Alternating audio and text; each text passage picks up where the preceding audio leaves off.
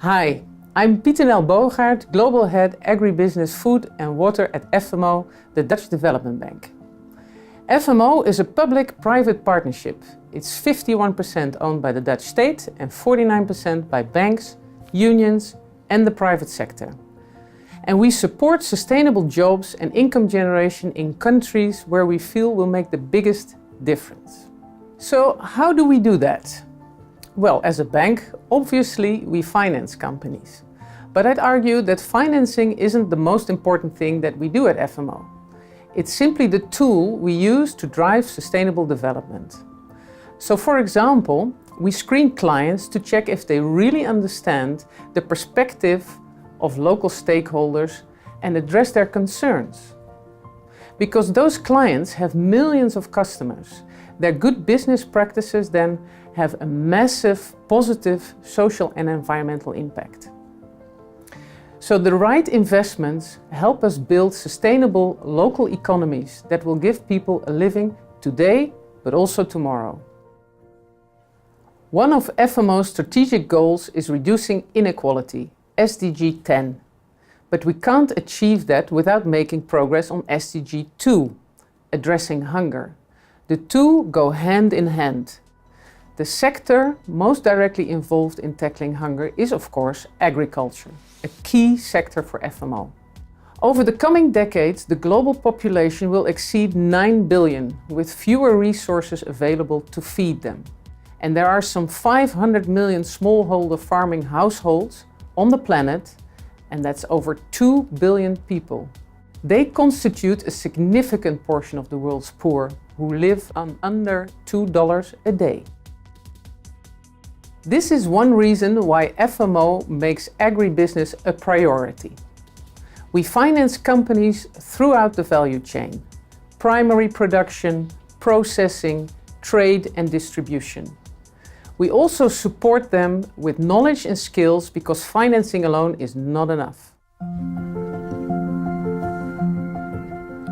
You might wonder how we do that. Well, there are 3 specific examples of projects FMO supports that illustrates how we do this. The first addresses how low agricultural productivity in Nigeria, which faces exponential population growth and rampant youth unemployment. FMO invested $4 million in Babangona, an innovative farmer service model that has proven to increase smallholders' yield up to 2 times and up to 3.5 times the national average.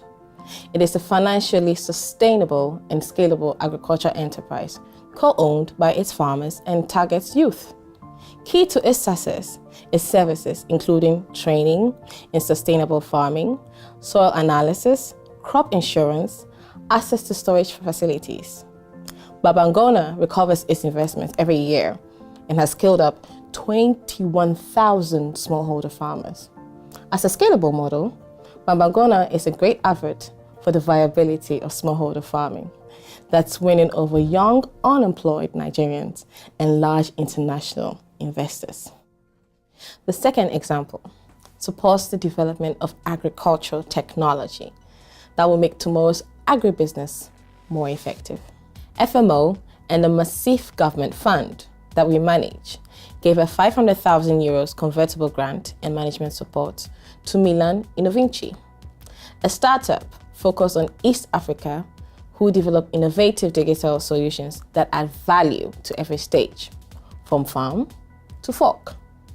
MI applies techniques like data analytics, machine learning to sources such as geodata, weather, and business intelligence.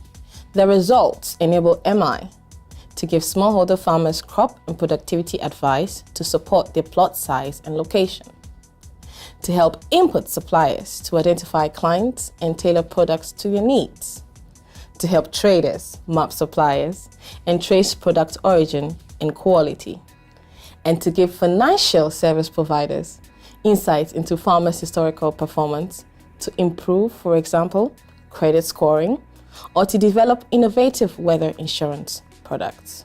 By 2022, MI hopes to have digitalized over 1 million plots across sub-Saharan Africa. final example is engaging local communities in smarter ways of eradicating malnutrition. In 2017, FMO invested in African Improved Foods. This is a joint venture with Rwandan government, Royal DSM, CDC, and IFC. AIF manufactures high nutrition foods to address malnutrition during pregnancy, breastfeeding, and the child's first 2 years. AIF sources locally grown maize, Rwanda's key crop, which in recent years has been increasingly contaminated by the poisonous mold, aflatoxin, and therefore rejected by buyers. To address this, AIF set up rural collection points that halved and then eliminated cases of aflatoxin in just 3 seasons.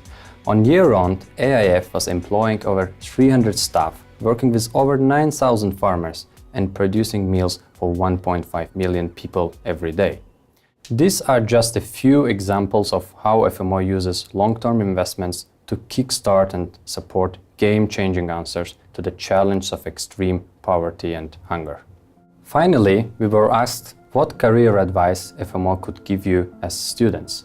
Well, many of you are or will be one day become part of the business world's elite, the decision makers.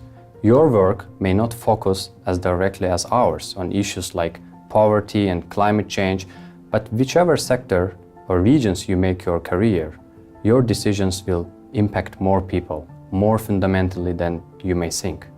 So, our advice: ensure every time that you make a business decision, you also take into account what's right for our planet and everyone living on it.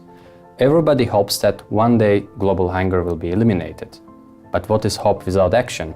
Like the FMO tagline says, doing makes the difference.